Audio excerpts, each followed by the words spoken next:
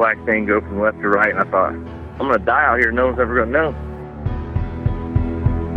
I couldn't believe what my eyeballs were showing me.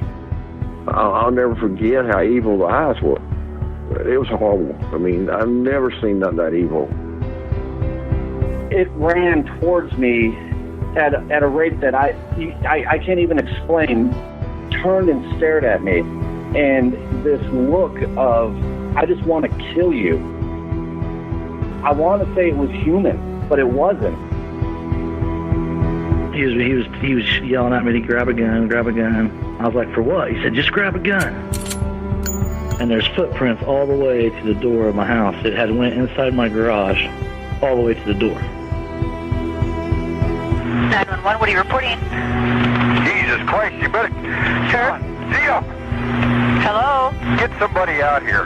What's going on now, sir? That son of a bitch is about 6'9", I don't know. Do you see him now, sir? Yes, I'm looking right at him. Uh-oh. You're listening to Sasquatch Chronicles. Check us out online at sasquatchchronicles.com.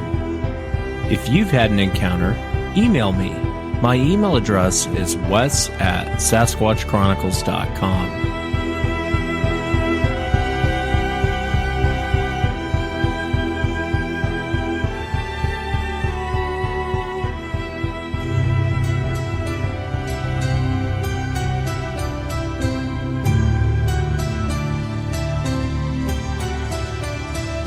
Welcome to the show, everyone. Thanks for being here. Got a great show lined up for you tonight.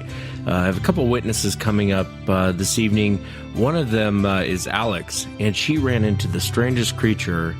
Very odd encounter. You'll definitely want to stay tuned for that. I'll also be speaking to Matt, who was out with his dad camping. We'll see if we can't play some sounds tonight to match what he heard, so that you guys get a feel for what he heard. And also Russell and Bob Gimlin from the Patterson-Gimlin film will be jumping on the show tonight. Can't wait to talk to those guys. If you've had an encounter and you'd like to be on the show, shoot me an email. My email address is wes@sasquatchchronicles.com. And if you get a chance, check out the website, sasquatchchronicles.com. You can buy merchandise. You can sign up, become a member, get additional shows. It's a really cool, safe community for people to discuss ideas. Check it out if you get a chance. SasquatchChronicles.com. Let's jump into it tonight. I want to welcome Matt to the show. Matt, thanks for coming on. Thanks for having me, Wes. And if you would, you had a very interesting encounter. I think a lot of hunters, a lot of hikers might have your type of encounter where they don't necessarily see it, but they hear it. If you would, though, for the audience, tell us what you're out doing and just walk us into what happened. Well, it was 1999, maybe January, February, and me and my dad decided to go camping. I don't even know how he found this spot, but I actually had found a map online, and it's actually not that far from Lytle Creek, where the shooting range is in the San Bernardino mountains. We were up there camping. Everything was cool. This was the first night of our trip. We had set up camp, ate dinner, sitting by the fire, talking, and the way the canyon sits, it's kind of like a horseshoe. So there's only one road that goes in and out. And we're just sitting back enjoying the fire, and we hear this howling coming from towards the entrance of the canyon. Looking back on it, it was closer to the Ohio howl. You know, I turned and looked at my dad. I was only like 15, maybe 16 years old at the time. I was like, Dad, what is that? And he's like, I have no idea. It was really loud, but it sounded far away. It had called, vocalized, and a couple times, and then we hear a response from behind us. And where our camp spot was situated, we kind of had our backs to another hill, and there were game trails and everything that we could see. And there was snow on the ground. It was a pretty lit up night, and we hear a response from behind us, and we start getting worried. And I was like, Dad, what is that? I have no idea. We keep hearing the howl from, let's say, our right-hand side, but further north to us. And then we hear a whoop come from our backs. And we, of course, weren't thinking Sasquatch at the time, but it had continued, I don't know, 10, 15 minutes, a call and response. But every time the one in front of us would call, it would move. We could hear that it was getting closer. And then the one behind us, let's say it started out at our, let's say, 4 o'clock position. It would rotate to like our 6 o'clock position. So we were hearing the sounds move. And I was like, Dad, we need to load up the guns.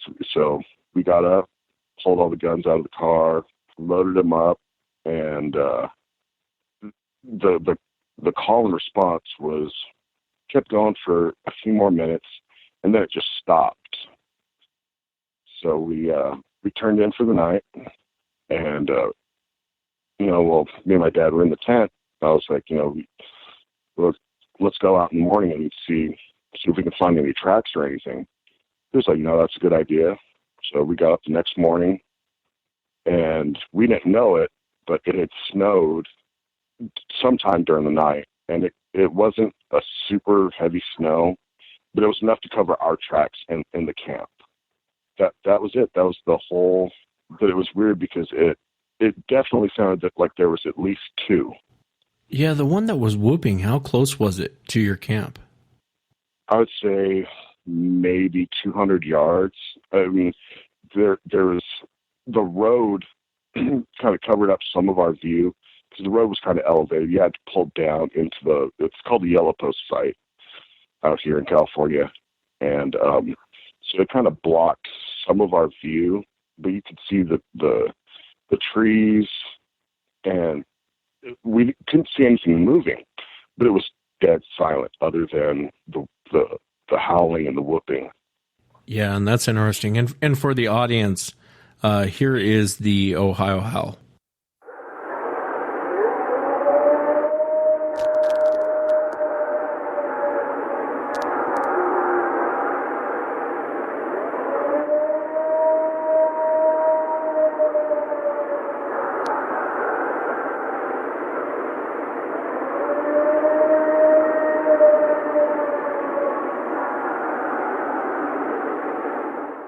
Is that what you heard? Is that? Yeah, pretty much. Yeah, that's pretty much what we heard coming from our left-hand side. And then it was from behind us, it was kind of it's a really bad impression, but it was, you would hear the howl, and then you would hear a from behind us. Yeah, that's creepy. What did your dad think it was? He didn't know. And it wasn't. We had gotten back to the house, and it was several months later. And my dad's always watched Bigfoot shows, like In Search of, and I don't even know if Monster Quest was out at the time, but we've since watched that and the other show. We were watching one show, and I think Jeff Meldrum was featured on this show, and they were playing some audio samples, and that's pretty much the first time that we had heard the Ohio howl. We were watching it together, and the hair on the back of our neck stood up, and we're like, "Hey, that's what we heard." Yeah, and it's scary to hear that, and I find it fascinating that people hear it in different areas. Like a guy had sent me a recording one time from Texas. And it's basically the Ohio howl. It's a little different, but I mean, it's basically, that's the howl it's doing. And then I had a guy in Virginia send me audio, and it sounds just like the Ohio howl. And then you're in, California, and you're hearing it. That's really interesting to me that you would hear the same vocalization from one region to the next. Yeah. Did that to kind of spark your interest into Sasquatch? Yeah, it did. It wasn't until I found your show last year, and You're the best out there. I've listened to a few other ones. Some of the sounds that you guys play on this show it's creepy because like that's what I heard out here. And I'm in Southern California. Well, I appreciate the kind words. Yeah, there's definitely encounters in Southern California. I think for me coming from Washington State down to Southern California, my first impression, I thought, no way they're down here. But when you get off of the highway, what appears to be kind of a high desert, and in some areas it is, but it's very deceiving when you get off the road. There actually is a lot of cover. There's a lot of food. And there's a lot of water in a lot of areas. And so it's very deceiving. And there's been reports that have gone on in Southern California, the zoobies, the doctor that said he had zoobies living on his property, and he's basically describing Sasquatch. So that it goes back a long ways in Southern California. And, but that, that's terrifying when you're out there and you hear that and you're not really sure what you're listening to. And, a lot of times when people hear those kind of vocalizations, their first thought isn't Bigfoot. Their first thought is confusion and what is this and what am I hearing? And then when you hear the whoop, like it's returning the call, that's what you hear from a lot of witnesses, almost like they're calling back and forth to each other. I don't know if it's a locator call or what it is. I haven't been able to figure that part out yet. It was definitely a call and response because we'd hear the howl. And the howl would change in pitch. It was basically the same call, but it would change in pitch, and then, I don't know, 5-10 seconds later, we hear the response. And the one that was behind us sounded definitely closer. It sounded like it was up on the little ridge that was behind our camp. And when we woke up in the morning, we had full intention to go look for tracks. And when we looked up on the hill, we could see game trails just crisscrossing the entire hill. I was like, whatever it was, probably up on the hill last night calling back. Yeah, and you hear a lot of people have your type of encounter where you hear it, but you don't see it. And that's an interesting encounter. And I really appreciate you coming on, Matt, and, sharing it with the audience. I think all encounters are fascinating. Well, thanks for having me, Wes.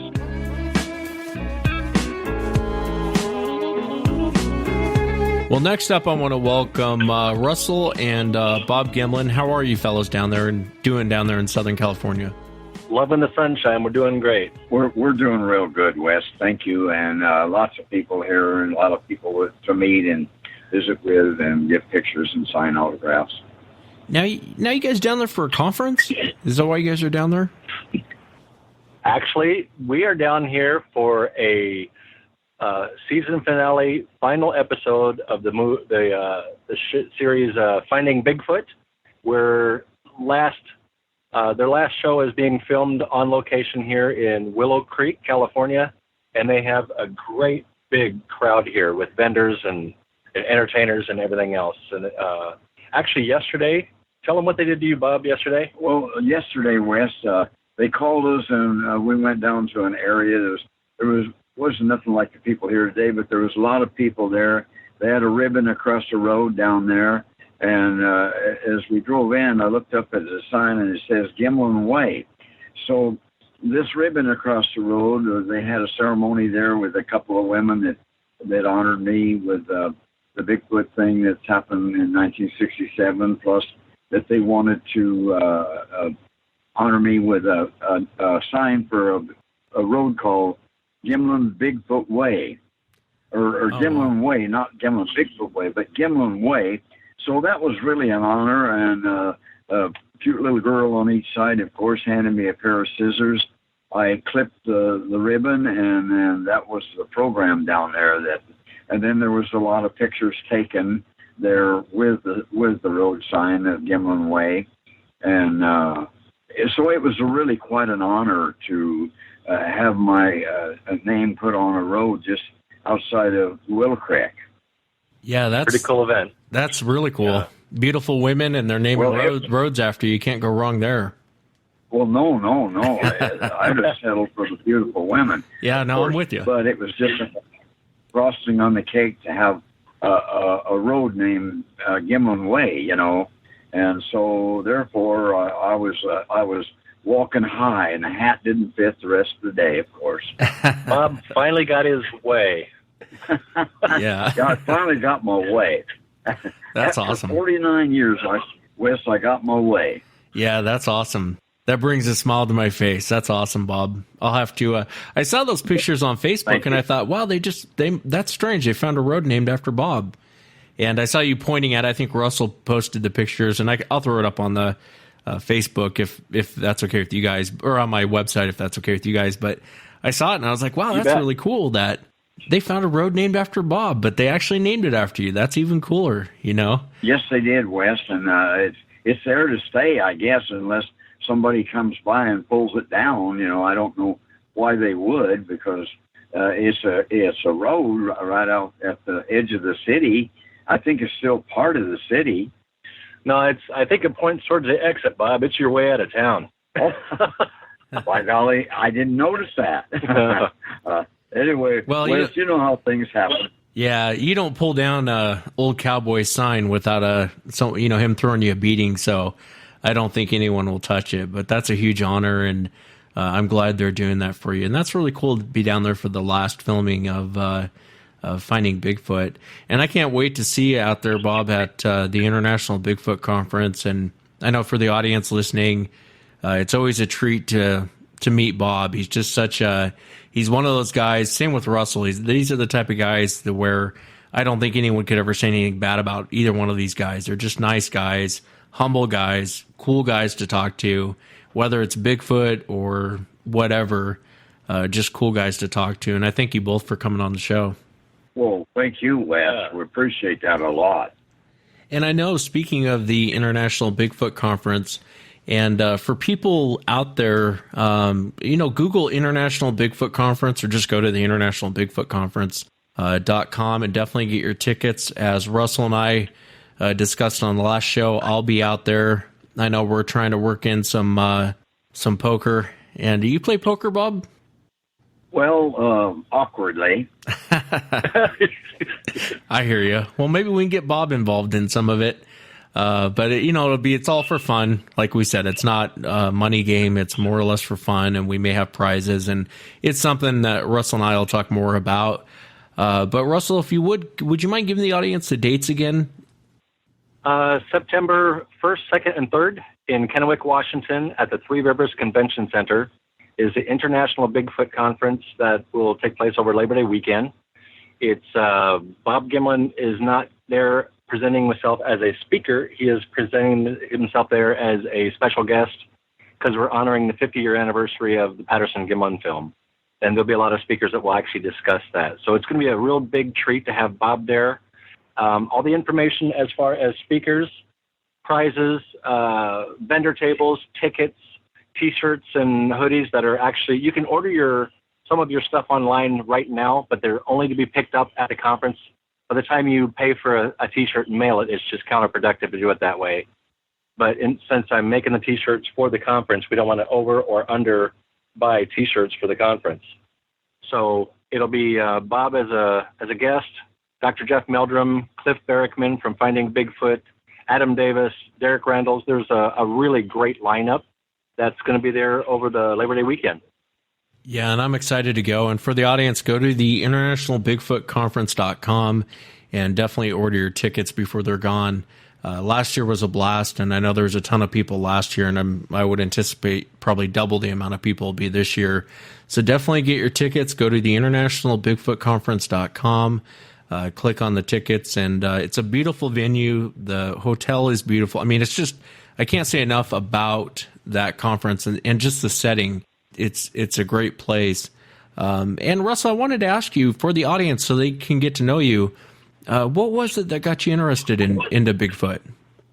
It's kind of a discussion about how small this world really is, but I actually saw the Patterson-Gimlin film in a theater on I believe I was only 6 or 7 years old at the time, and I saw it in Romney, West Virginia, with my parents, took us there. And I was hooked. I've never had a sighting of my own. I've always believed. I've always had a lot of ideas about it. I've heard a tremendous amount of stories. it was at that point where I thought, I've heard enough stories and I've listened to enough of these testimonials. I started getting a feel for their habitat, the consistencies that were real. Everybody had the same general idea. So I wrote a couple books, fiction books. I'm in the middle of a trilogy. I've got the first 2 done. The third one will be done. I'm still working on it. But it's been, it was the Gimlin-Patterson film that got me hooked at such an early age. And it's really difficult to let go of once that bug gets you. That seek, find, and prove and gather evidence, and it's just exciting. Yeah, and that goes back to Bob's credit. When I had Bob on the show, Bob, that whole Patterson-Gimlin film would have never have happened without you. And I know now later in life you're starting to get the credit you deserve for it. But, I talk to so many people on and off the air, and I'll ask them, beyond an encounter, what really got them interested in it? And they will say the Patterson-Gimlin film. And that goes to your credit, Bob, because without you, thank you, it would have never happened. And I know you've gotten all kinds of crap over the years, and you've been kicked around, and probably like most of us, but you've probably gotten it 1,000 times more than the rest of us. But honestly, it changed everything, and I wouldn't be here today without you. Probably none of these guys would be here today without you. I think it really lit the fire for a lot of people, and I hear it all the time, the Patterson-Gimlin film. When something's on film, it's hard to argue with that. It's hard to go, well, it's... So anyway, the point in my rambling, Bob, is I want to thank you for it, because all of these researchers and investigators, and it all comes back to the Patterson-Gimlin film. And for the audience, if they haven't heard, I think it was episode 90. It was a while back, Bob, but that would have never happened without Bob. And I'm glad to see you're getting some of the credit that, that's due to you, Bob. Well, thank you, Wes, because, I did have some bumps in the road at one time, but then after 2003, I became very, very rich, not in dollars, but Wes, meeting all of you wonderful people and having friends like Russell right here in the pickup, and all the people that I meet out there that want autographs and pictures, that's my reward. I never made any money, which doesn't really matter, because I feel that I'm very rich to have friends throughout different countries in the United States. And so therefore, I feel really blessed to be part of all of this. And I don't want to say that I feel bad without you guys getting hooked on the Patterson-Gimlin film, because let me tell you, there was a time in my life where I was asked, would you do it again? And I said, no way would I go do it again. And then after 2003, Wes, I found out that, yes, I would gladly do anything again to be able to meet all of the wonderful people and visit with them and talk to people as yourself that got kind of hooked on it at a very young age. And that's just music to my ears, Wes. Well, not only that, but, there's a newer generation. I talked to a 12-year-old kid, and he let me know he was turning 13. That was important for me to know that. It's funny, as you get older, you don't want to, you want to stay the age you are. You don't want to, and as you're younger, you want to, anyway, I just thought it was funny. He was 12. He wanted to let me know he was turning 13. What was interesting is when I talked to him, he brought up the Patterson-Gimlin film. He's watched it over and over and over again on YouTube. And he said, do you know Bob personally? Do you know, it was like he was asking me about if I knew Tom Cruise. He wanted to know everything about you, and he really wanted to meet you one day. And so it has made a bigger impact, Bob, than I think you probably realize. And I think you mean more to people than you probably realize.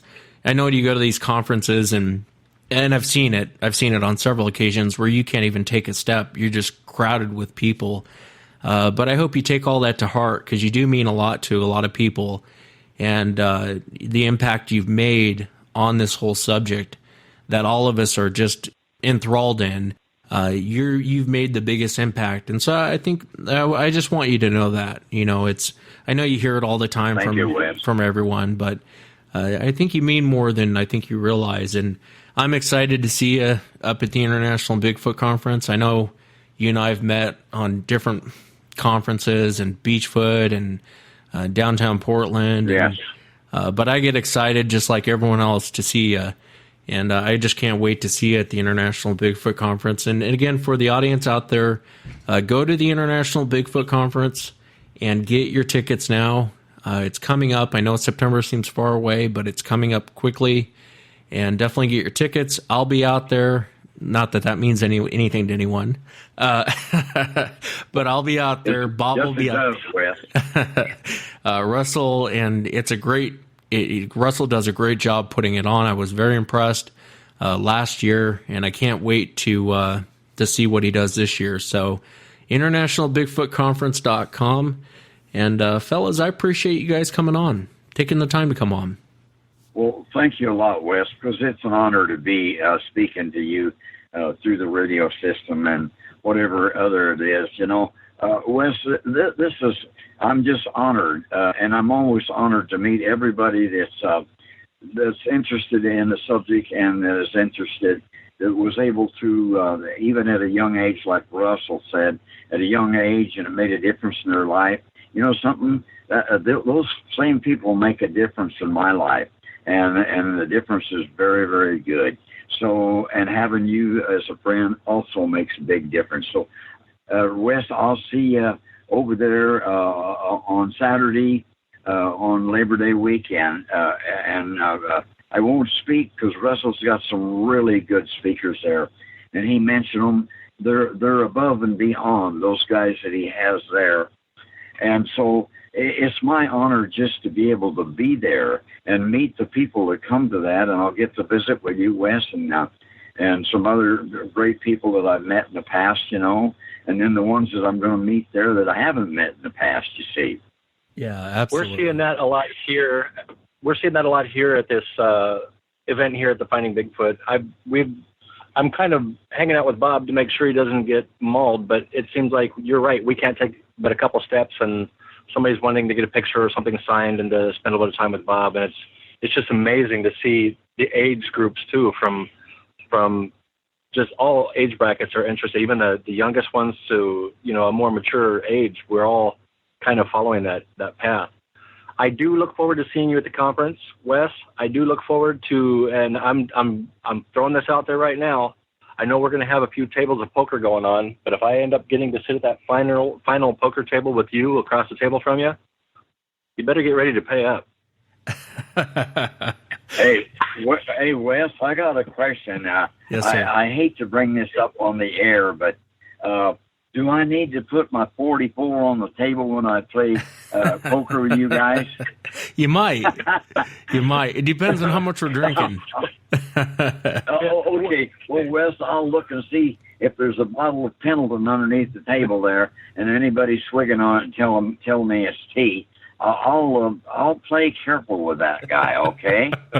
I don't think I'd want to do that, Bob. I'm not going to put any weapons on the table because I think Wes has got fast enough hands he'd take it from us. I like that. I like, yes, sir, I like that. Well, I could act like I had one there. I really don't even have a 44.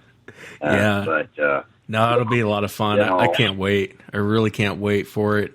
And, you know, we just had a small game going last year, and a lot of people, they're asking me, well, where'd you guys playing poker at? Where was all the poker going on? And I'd mentioned it to Russell, and I said, hey, man, we should do poker. You know, why not make it fun? Not everything has to be Bigfoot. It's more of it's not the final destination. It's the journey and the fun of getting to know people. Socializing, getting to interact, absolutely. And I will talk to the convention center about giving me a space for a couple of round tables and get to have some fun that way, because I'm all about enjoying the conference as well. You know, I think it's a great idea. Yeah. Well, socialism and being able to have fellowship is as important as talking about Bigfoot or anything about the subject. Being able to socialize with people and have fellowship is very, very important. And if you've got a little time, maybe to listen to their experiences. Sometimes that becomes a little tough to do because, you know how some folks are. It takes them quite a while to talk about their experiences, and then there's somebody else would like to be able to visit with you a little bit. You hate to be rude, so pretty soon, you say, I got to go to the bathroom or something, you know. Yeah, no, I hear you. Well, I can't wait to see you guys, and I hope people go on and get tickets and to see us all out there. I'm going to try and drag Woody with me, and I can't wait. Excellent. I can't wait. Thank you, Wes. Well, we hope the walls are bulging by the time Russ gets lined up there on a Thursday afternoon. I know there's a powerful lot of work to get done, but Russell's the guy that can handle that because he's proved that last year. And see, I can't wait to get down there on Saturday as quick as I can bust loose from the old corral there and get going. And so, Wes, it's going to be a great honor to see you there. Oh, the honor's mine. I can't wait. And I appreciate you guys coming on. Wes, I appreciate you taking the time out for us. We're having a great weekend here. We'll talk soon. If you have any questions, you can find us on internationalbigfootconference.com website. There's a contact email there so that if people have questions, they can reach straight out there and get a hold of us that way as well. Thanks, fellas. Thank you, Wes. Thank you, Wes. Have a good day. And next up on the show, I want to welcome Alex to the show. You know, not everything you run into is Sasquatch. And when you hear Alex's story, it's very riveting. Alex, welcome to the show. Thanks so much for coming on. Thanks, Wes. And if you would, for the audience, just kind of start from the very beginning. Tell us what you were out doing, and then walk us into what you saw. Well, it was in April of 2007. I was 17 years old at the time, and me and a friend of mine, we were at a park in a normal, little town. A lot of people come there. It's got like little water parks and playgrounds and stuff, but it's also got a trail. It's a few miles long that goes, out to a creek, and on the other side of the creek is just dense forest. And we had went out there for the day. We walked to the creek and we sat out there until sunset. And after that, we, made our walk back, and we had been walking about 15, 20 minutes, so it was dark outside, probably about 8:30, 9 o'clock at night. I live in the western part of Tennessee. And when we were walking back, we came to a fork in the road, and I told her I wanted to go right. She wanted to go left. There was no lights or anything out on this path. It was a wooded walkway. And so we went left. And when we were starting to round this bend, we could see some sort of kind of glow through the trees. We figured it was probably somebody on their cell phone or something. There really wasn't many people out there, that late, since there's no lights. We walked around the corner. We saw this human-like thing, very thin, but it had I guess we'll start with the color. It had a luminosity to it of almost a seafoamish greenish gray tint. I'm assuming that it was very white, and the moon shining off of it probably gave it that glow, but I don't know for sure. The body structure of it was like a human, and I don't mean to be rude or anything, but almost anorexic type look to it. Very bony, very thin. You could see the muscle lines in it. You could see, the shoulder blades, the tops of the shoulders sticking out. They almost came to a point. The spine, you could see sticking out from the top of the head all the way down to the tailbone. The tail end came almost to a point, and it was crouched down, but wasn't touching the ground all the way, and it was on the balls of its feet. So it almost looked like it was on its tiptoes, and it had its arms between its legs, just kind of dangling. You could see that its wrists were bent against the ground. I couldn't really see its hands, and it was a profile view of it. Its head was looking off into the woods, and when we walked up on it, it's a sheer profile picture of it. And we stood there for a minute, just kind of staring at it. We had no idea what it was, and it wouldn't move. So we stood there for a few minutes, and I stomped a few times. We, kind of called out to it. It looked like a human. It was hairless from what we could tell, naked. So if it was a human, it was naked. But we stomped. I said a few things. It never moved. It never made any motion whatsoever. After a few minutes of, standing there, we were kind of like, okay, well, I guess let's turn around and go the other way, because it was a creepy sight. But I don't know, something wanted me to keep standing there and looking at it. So I I started to approach it. I probably only took like 2 steps, but I did it in a stomping motion, and I picked up some debris off the side of the path, like just little dirt and rocks and stuff, and kind of threw it right there, sort of next to it, but not really. It was probably about, I'd say maybe 10 foot away from me. And at the time, it seemed very small, but now that I have kids, I've got a 5-year-old that's probably almost 3.5 foot, 4 foot. And, I've seen him crouch down in that same position. So it's way too tiny to be that small. So I would say somewhere between 5 and 6 foot. The knees came up to the shoulders. When I finally started to approach it and, stomped at it, it rolled its shoulders back in a very slow but fluent way. And it just kind of dropped them down into place in almost a jerking motion. And as soon as the shoulder dropped down into place, it turned its head at me insanely quick. And as soon as it turned its head, it seemed like an eternity because we were terrified. But I was probably there maybe 2 seconds. But from what I saw, it had no ears, no nose, no eye. Well, it had, I guess, eyes, or eye sockets, no mouth. And really the only thing that was visible on its face was 2 big black holes where the eyes should be. And even from the profile view, where we sat and stared at this thing for at least 5 to 7 minutes, it still didn't seem to have a nose or ears or a protruding brow or anything. It was just almost like a flat face, or like its head might have been turned a little bit where we couldn't have seen its face. Once it actually finally turned and looked at me, there was no visible facial features other than the big black hole for eyes. And so what did you do next? I took off running. Yeah. I think my friend was out of there a few seconds before me. I think she was out of there during the shoulder roll. And that was probably the creepiest part about the whole thing. Like I said, we stood there 5 to 7 minutes actually staring at whatever this creature was.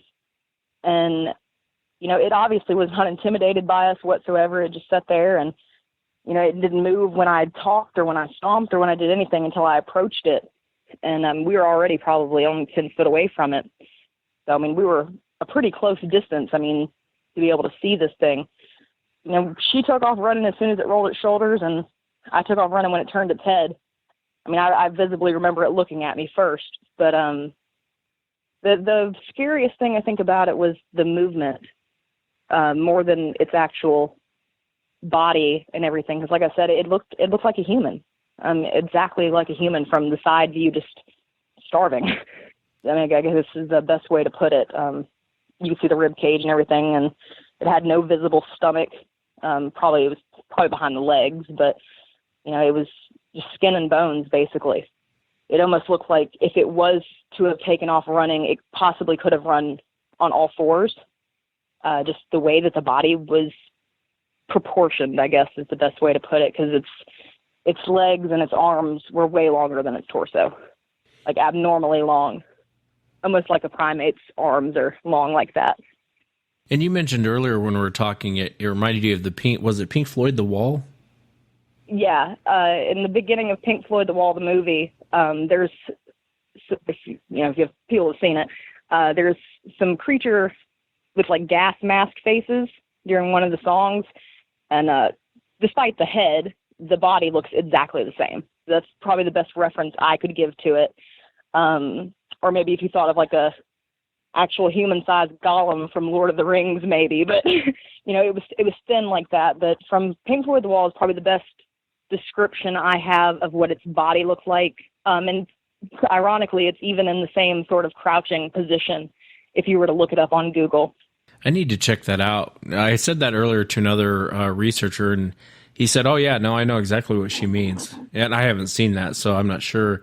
I wanted to ask you, though, with regard to where its knees were and its arms, was it proportioned, was it proportioned like we as humans, or was it different as far as, obviously, sitting in a weird position? Yeah, if you were to, just crouch down and put your arms between your legs and get on the balls of your feet while you do it, that's what it looked like, but extremely thin, and the legs, like if I was to get down like that, my legs come up to, probably like my mid-arm, up on the top. But this one was, the kneecaps are almost above the shoulders. I mean, the legs were just so long. Yeah, and that's strange. That's really strange. And, you know, you can run into strange things in the woods, though. It's not just Sasquatch. Believe me, I've heard a lot of strange things that people run into, and they report back to me. And it makes me wonder if it was a Sasquatch, like a skinny Sasquatch, maybe a white one, or if you saw something else. It kind of sounds like you saw something else. You know, sometimes when people see the Sasquatch from the profile view, they'll say it had a flat face, almost like there was no, it's not a profile like a human profile. You know, you can see where the ridge kind of pops out, the nose, the lips, the chin. And people who see it from the side say it's just flat. And so that's one interesting detail. But what do you think? Yeah, that was one of the things. I mean, the face was completely flat. I mean, even the brow area was flat, you know. I mean, even on primates or humans, you know, we have a little bit of protrusion that comes, you know, up on our brow, and it was just almost like the face was completely flat. And even when it turned to look at me, I saw nothing but big dark circles. Yeah, and that's terrifying. What's terrifying about it, beyond the creepy way you describe it, is its reaction. Like, it has no, I mean, there's no fear of you. There's no, all of a sudden it just turns and looks at you. And that's not a normal reaction for wildlife. That's not really a normal reaction for a primate. That's very different. You would think anyway. I know Sasquatch sometimes does that where they don't really care that you're there. But for it to turn and look at you, I think if I didn't have any guns on me and I'm not, you know, dropping lead down range, I think I probably would have turned and ran with your friend.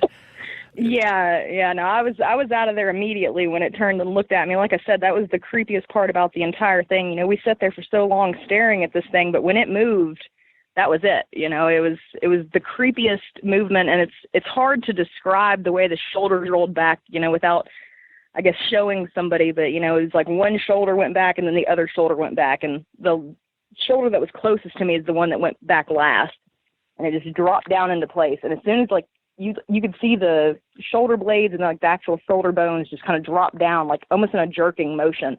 And as soon as it looked like it, like, locked into place, it turned its head, like, you know, really fast towards me. And I just remember looking at it and I was out of there.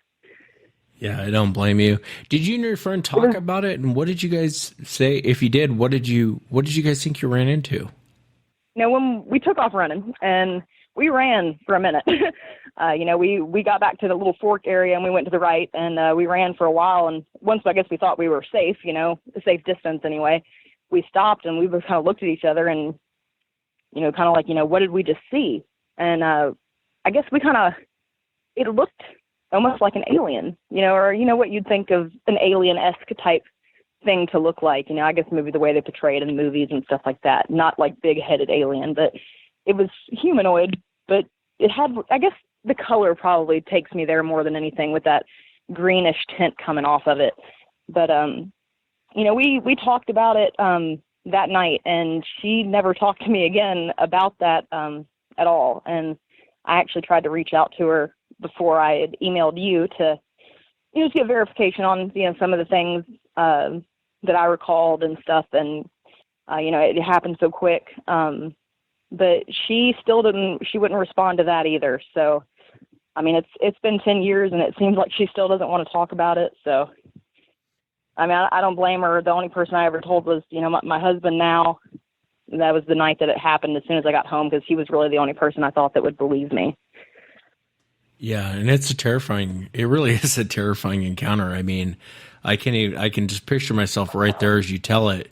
And I mean, I think I would have ran too.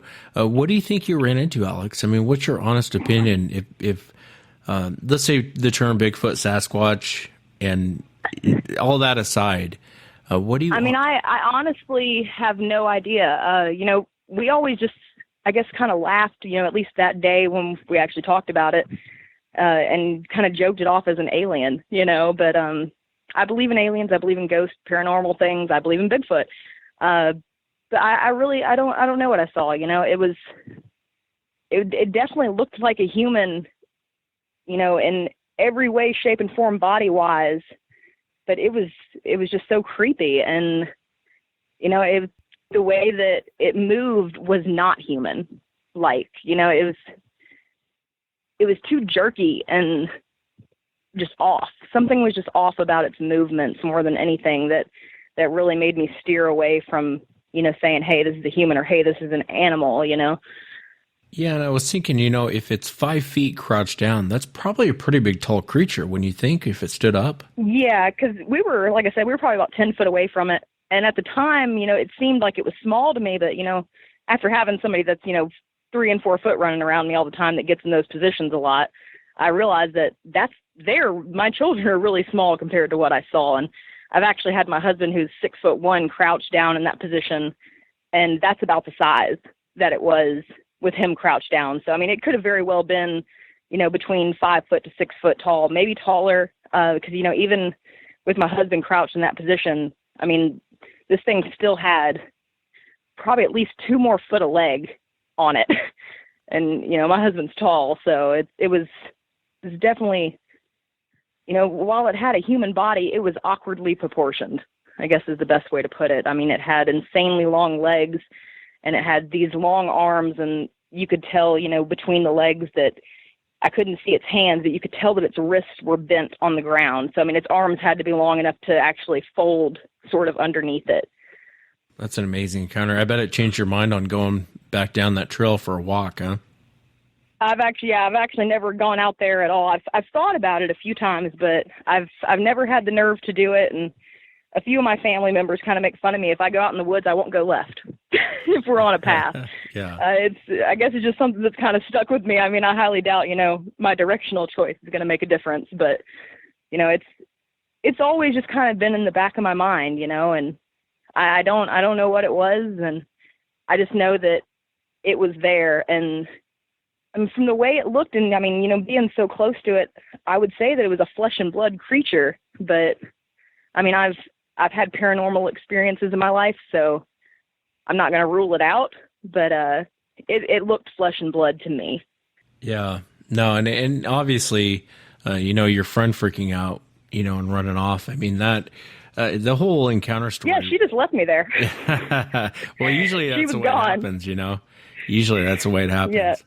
I mean, even when we were standing there looking at it, she was, behind me the entire time because she was that nervous. And I actually recall her trying to take a picture of it. And, this is back in 2007 before iPhones. I think we were still using like Razor, the flip phone Motorola Razors. Yeah. And they didn't have the best cameras anyway. But I recall her trying to take a picture of it, and just the screen ended up black, while we were still standing there just kind of chatting about this thing that wouldn't move or do anything, standing in our path.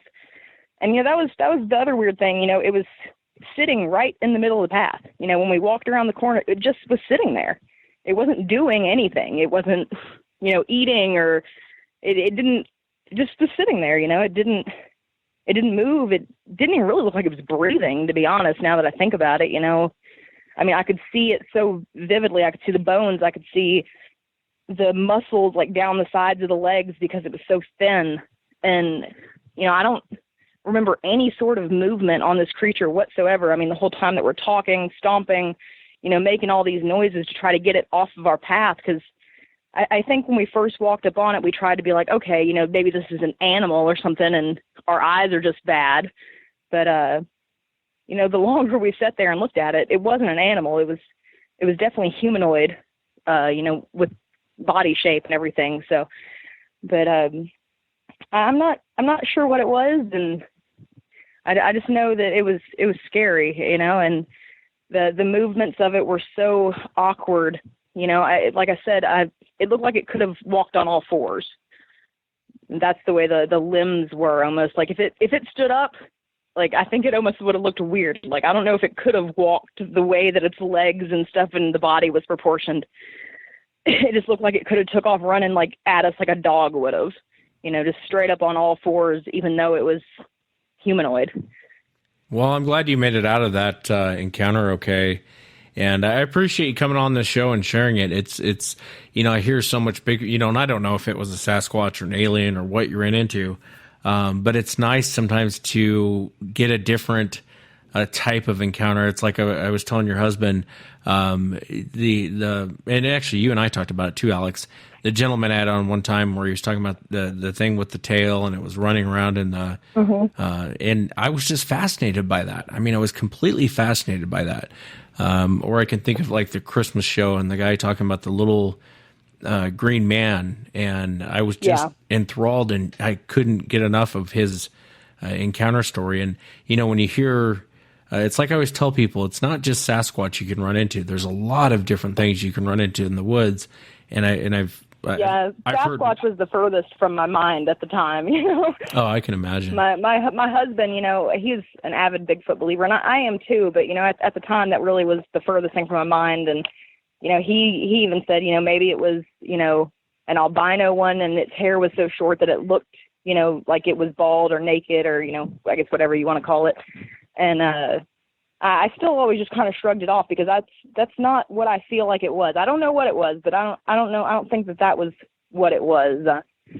It was just, even when I was in its presence, I wasn't afraid of it. We stood there for so long just staring at this thing. I wasn't intimidated by it any more than it was intimidated by me until it moved. But it didn't move until I walked towards it. I think that if we would have turned around before I walked, I don't know if it would have moved at all. But me being me, I walked on towards it, and it did its creepy body motions, and then I was out of there. We actually, after we ran off, we talked about it for a minute, and I guess our curiosity got the better of us, and we went back to look for it, and there was nothing there. So we, chalked it up, and we walked off, and when we were walking out of this place, and finally had made it out of our path, there was a couple with their dog, and he was a white short-haired dog, and he had that same sort of glow coming up off of his coat. And, that's kind of when we talked about, okay, well, maybe it was just a very white creature, and the moon was doing, that hue or something off of it. But yeah, and I've heard that before from other witnesses. As I was telling you, I had a hunter one time who he saw something kind of similar to what you saw. It was more skinny, and I think it was more of trying to hide behind a tree. And it ended up running off on two legs. But he kind of describes what you described. And he said when he first saw it, he thought that it was naked. He just thought it was bare skin and naked, but it was short, very, very short white hair.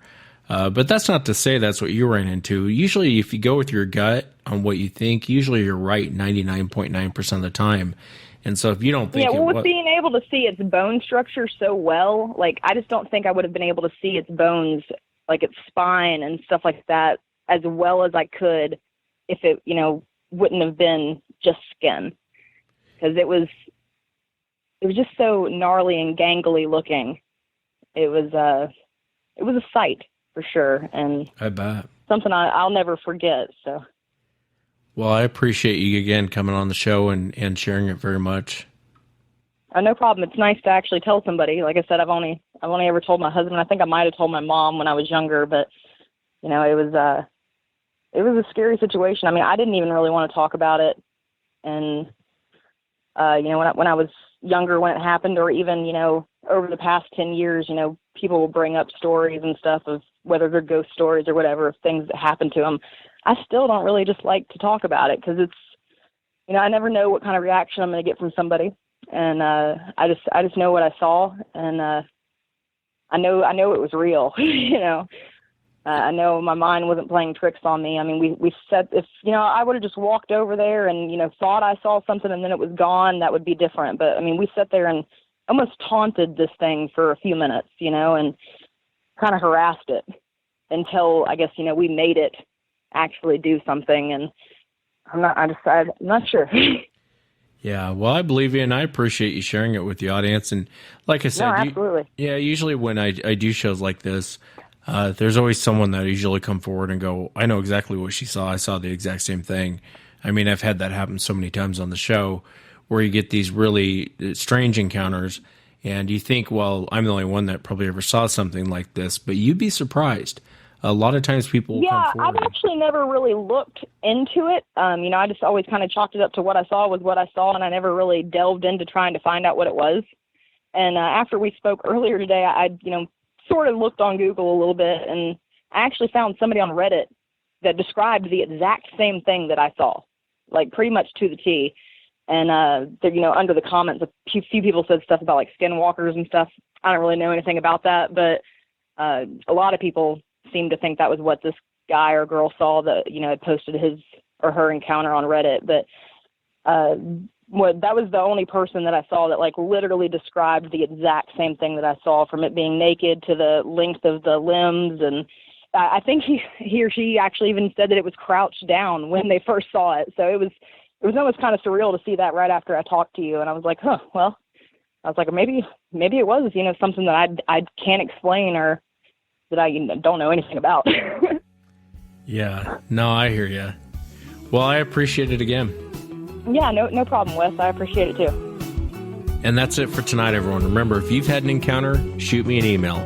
My email address is wes@sasquatchchronicles.com. Please check out sasquatchchronicles.com. Hope everyone has a great weekend, and I will see you guys next time.